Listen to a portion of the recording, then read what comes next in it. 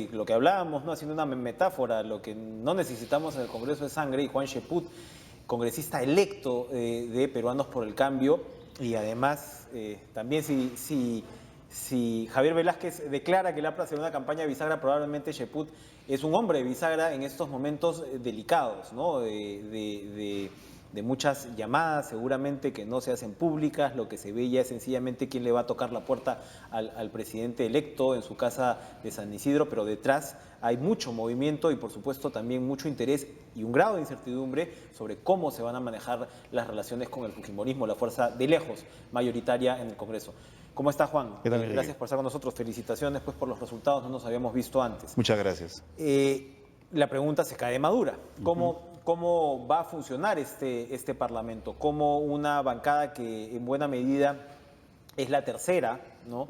Después de la del fujimorismo y la del Frente Amplio, que es la que tiene o la que va a tener el Ejecutivo, va a procesar ese relacionamiento con el Parlamento? ¿De qué figura estamos hablando acá? ¿Estamos hablando de una suerte de cogobierno forzado? ¿Estamos hablando de una situación en la cual el parlamentarismo todavía va a tener mayor protagonismo? Porque ya hablábamos de un presidencialismo que para los estándares peruanos se iba debilitando en los últimos años en el Perú. ¿Qué se puede esperar?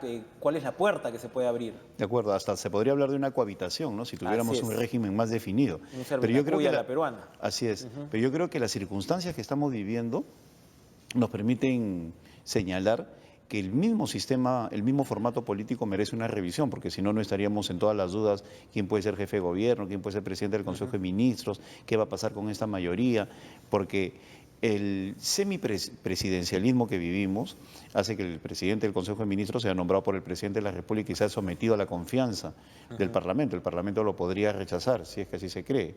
Entonces dificulta todo este momento inicial. Yo creo que este es el tiempo de la política, ¿no? El tener a una mayoría formidable de 73 personas al frente no los convierte en enemigos acérrimos, sino va a generar de parte nuestra que abundemos en conversaciones, en acuerdos, en buscar la construcción de una agenda legislativa común en función de los intereses del país. Y también porque es necesario señalar, el fujimorismo tiene una gran responsabilidad. Si el fujimorismo se convierte en un factor que va a generar solamente obstrucción, pues simplemente Le va a pasar factura en el 2021 para empezar. No solamente eso, o sea, la opinión pública los va a identificar como las personas que impiden las reformas que el Perú necesita para mejorar la situación de vida, la seguridad ciudadana, la economía. Entonces ellos tienen que manejarse de una manera muy adecuada para que ante la opinión pública no aparezcan como enemigos de cualquier tipo de reforma o de generación de bienestar. Pero vamos a ver.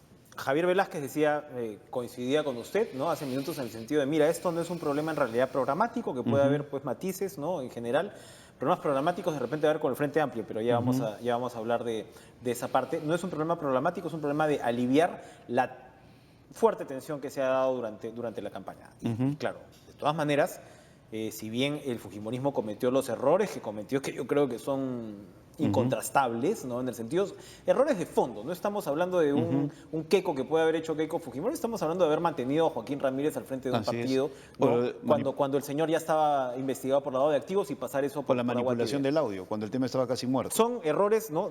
Pero de otro lado, de todas maneras, ¿cómo pasamos de la acusación de narcoestado, de hija de ladrón es ladrón, ¿no? A un relacionamiento político, democrático, entre gobierno y oposición civilizado? Claro. Ese salto, ¿cómo se da? Eso no es poca cosa, y me imagino que dentro de lo que fue la campaña de Pedro Pablo Kuczynski y el equipo ahora de Pedro Pablo Kuczynski, están viendo cómo hacerlo. No estamos hablando o sea, pasas de decir, si eligen a estos, el país puede ser convertido en una suerte de par internacional, y pasas a decir, bueno, ahora ellos son el sostén de la democracia. ¿Cómo se juega eso? A mí me llama la atención, y esto lo digo en función estrictamente personal porque no soy político que pone la otra mejilla, que algunos amigos del fujimorismo estén indicando lo que tú acabas de plantear, que nosotros hemos sido muy agresivos en esta campaña. Bueno, parece que se han olvidado que dijeron que Pedro Pablo era peor que Montesinos, parece que se han olvidado que enfermaron en 2 oportunidades a Pedro Pablo, indicando de que estaba en un hospital en estado de emergencia, primero en Estados Unidos, en un tratamiento de no sé qué enfermedad, y luego en Urubamba. Y parece que se han olvidado que la edad fue un factor velado en la campaña. No, pero no se quería decir de frente. Si tú ves el salvajismo salvajismo que hay en las redes sociales contra Pedro Pablo que hubo, pues entonces, ¿de qué estamos hablando? O inclusive lo señalaron de traición a la patria. Entonces, si no entendemos que en una campaña política se puede llegar a una escalada verbal muy alta en términos de agresividad y que luego de eso hay que ponerse de acuerdo en función de los intereses del país, entonces, ¿para qué estamos en política? Entonces, yo sí conozco a gente del fujimorismo madura que entiende esta situación y que está dispuesta a tender puentes en pro del interés nacional. Sin prejuicio de quienes no lo sean, ¿se puede identificar algunos que sí lo son? Algunos, No, porque no tengo... Bueno, algunos jugadores estos pues bueno, con los cuales se pueden tender puentes dentro del fujimorismo. sin que quede claro que esto no significa que no, yo haya sin excluir a nadie, pero también que no significa que haya conversado. Ningún Por ejemplo, compromiso. Yo confío en que en procesos de conversaciones en los cuales esté presente Luz Salgado, ¿no? Por poner a una persona, la misma Lourdes Alcorta por la experiencia parlamentaria, Luis Galarreta, ¿no? Cecilia Chacón, entonces va a permitir generar algún tipo de puente porque son parlamentarios con oficio y entienden de que en determinadas circunstancias se puede llegar a una escalada verbal. Pero pasado ese momento es necesario conversar en pro de los intereses del país y también porque les conviene a ellos, porque ellos no se pueden convertir en un factor de destrucción de la imagen del Parlamento a partir de una negativa permanente a cuanta iniciativa venga del Poder Ejecutivo. Entonces ellos tienen que entender que el hecho de tener a 73 parlamentarios les eleva el nivel de responsabilidad ante la opinión pública. Ahora, a lo largo de todo este tiempo yo he tenido oportunidad de ver el comportamiento de Keiko Fujimori.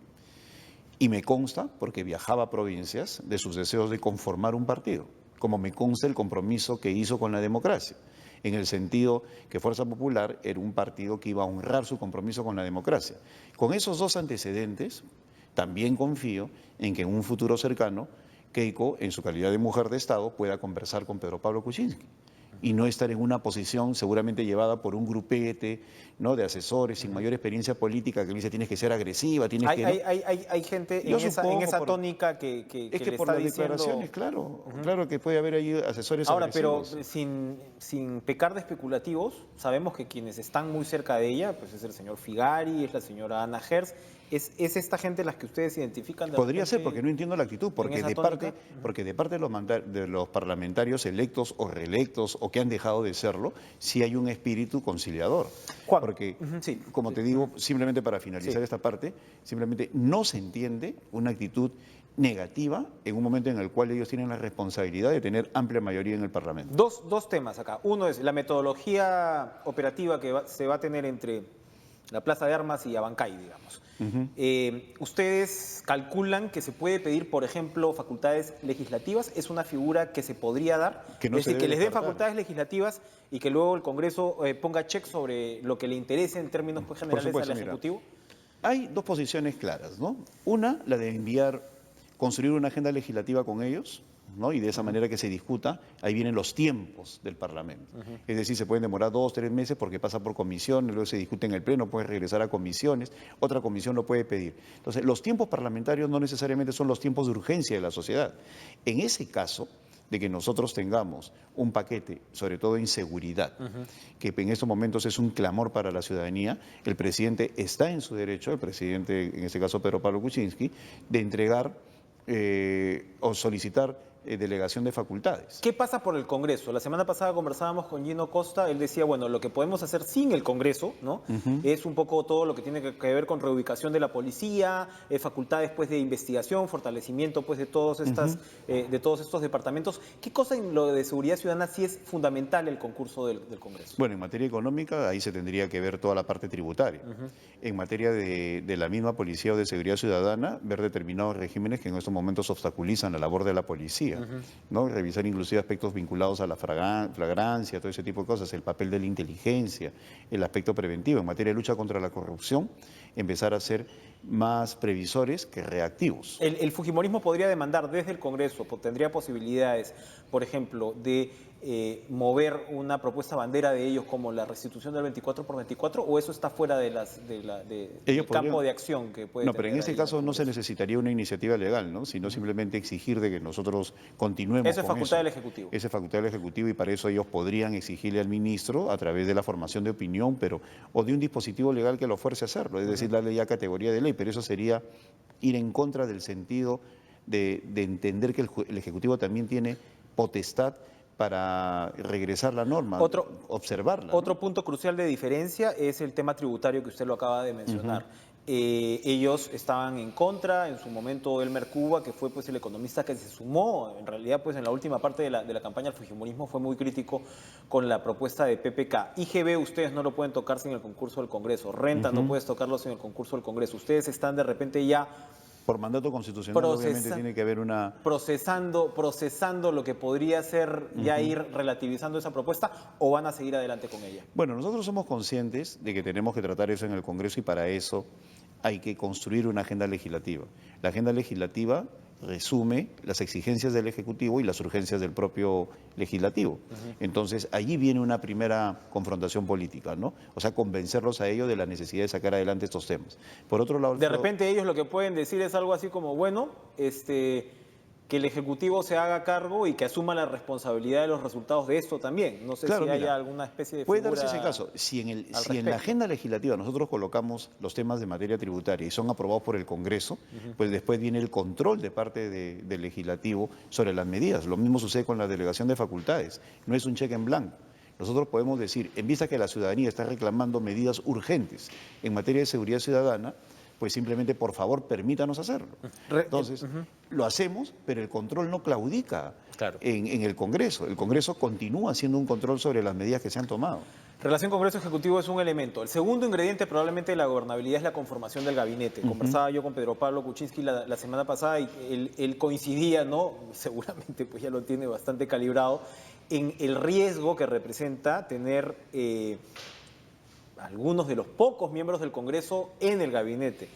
Y yo le vi pues el famoso blog en la primera vuelta. Sí. Su nombre estaba entre las posibilidades, pero no solamente usted, estaba Carlos Brus, que es muy reconocido pues por el lado del sector vivienda, Gino Costa por el lado de Interior. Meche Arauz claramente desea ser canciller de la República y claro, todas estas posibilidades están puestas en duda. Uno piensa que Martín Vizcarra puede ser un buen PCM y Alfredo Torne ya se ha dicho que va al MEF, pero son dos personas que no tienen curul. ¿Ustedes están listos, número uno, a sacrificar por el momento las aspiraciones ministeriales para afincar lo que va a ser el desarrollo pues, parlamentario? En mi caso, Enrique, yo lo he dicho desde el primer instante, ¿no? Considero que no debo ir a ningún ministerio en ese primer tramo del gobierno. Mientras no hayamos construido una mínima mayoría en el Congreso, que puede ser virtual. Una velocidad de crucero, ¿no? Digamos, para poder... Mira, ¿no? ¿Qué significa trabajar? Una mayoría virtual? Aquella que se conforma para determinados proyectos y luego vuelve a la normalidad cada uno a su bancada. ¿No? Pero necesitamos por lo menos establecer eso y para eso necesitas a las 18 personas. Y yo lo puedo volver a decir, ¿no? Porque ya lo he dicho antes públicamente. Considero que en esta primera etapa los 18 debemos dedicarnos al Congreso de la República. Difícil que el fujimorismo esté directamente representado aunque en el famoso blog Kuczynski tenía el nombre de Klimper antes de que la situación de Klimper se complique. Pero difícil que haya una representación directamente fujimorista. ¿Puede haber una representación filofujimorista de alguna forma? Por supuesto. ¿Podría haber un Elmer Cuba sentado, digamos, en... Mira, puede haber ¿no? Mira, en materia de conversaciones políticas se puede dar el caso, supongamos que tú y yo conversamos. Tú me dices, esta persona está muy identificada conmigo, pero sin embargo por eso no podría estar en el gabinete. Pero podría haber una tercera persona con la cual me siento bien y también te cae bien a ti, entonces que se tienden puentes, ¿no? Que es algo que se ha hecho a lo largo de varios gobiernos, ¿no? En los procesos de negociación. Puede haber una persona, Javier Silva Ruete, por ejemplo, que es una persona que se va bien con todas las bancadas.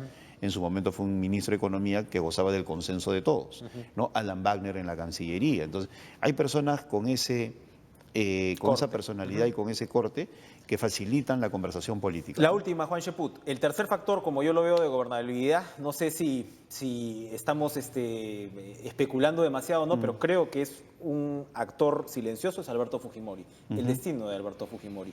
En su momento, Pedro Pablo Kuczynski, y lo ha reiterado, él no iba por la figura del indulto, figura que es complicada, ¿no? Porque César San Martín dice ojo, por el delito de lesa humanidad. Exacto, ¿no? Y tanto el lesa humanidad y el secuestro agravado, ¿no? Son dos figuras que complican la facultad presidencial en materia de indulto. Pero ustedes lo que habían propuesto era esta suerte de ley de Prisión arresto domiciliario. domiciliario. ¿Eso va a estar en el paquete legislativo que seguramente el presidente de la República presentará el 28 de julio? Tendríamos que discutirlo, ¿no? Ahí se tiene que conversar con varias fuerzas políticas, pero sí, a mí me asombró la respuesta del fujimorismo. Cuando nosotros de buena voluntad señalamos que estábamos dispuestos a impulsar un proyecto de ley que significara que Alberto Fujimori podría pasar sus días en un domicilio, en su domicilio que él eligiera, ¿no? Etcétera, etcétera, el congresista Daniel Salaverry dijo, seguramente están buscando una norma que beneficie a Kuczynski porque Kuczynski va a ir a la cárcel, ¿no? Bueno, sí, Entonces, digamos, si uno contesta esa barbaridad, ¿no?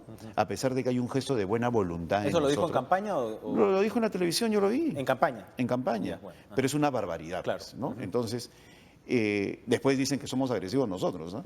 Entonces, yo me pongo a pensar, creo yo que no podemos llegar a los extremos que sucedió con el presidente Alberto Beleguía. En el caso hay un deterioro de la enfermedad, este es un tema que se tiene que discutir, pero yo le agrego un componente adicional. No puede haber un proyecto de ley de este tipo sin el concurso o por lo menos sin conversar con las víctimas. Es el tercer elemento que tiene que estar ahí, la familia, el Estado y las víctimas. Las víctimas de la década fujimorista tienen que ser contempladas en este proceso de conversación para que entiendan el porqué de esta medida. ¿Cuándo se espera Verónica Mendoza? En la casa de Pedro Pablo Kuczynski, no lo hemos visto todavía. Espero que entienda que ya fueron los expresidentes, que corresponde con las formas democráticas ir a una conversación, porque si no Verónica Mendoza y algunos amigos del Frente Amplio estarían haciendo lo mismo que el fujimorismo, ¿no? O sea, no creer en la democracia. Yo creo que es de caballeros y es de cortesía política acudir a una conversación de este tipo. Ya terminó una etapa, ¿no? Y pasamos a Así otra es. etapa donde el pueblo peruano lo que demanda de su clase política es precisamente la concertación. El mandato electoral los obliga a ustedes a interpretarlo de esa manera. Yo Así creo es. que en esa línea hay que ir. Gracias, Juan Gracias a Cheput, ti, por Enrique. estar con nosotros esta mañana.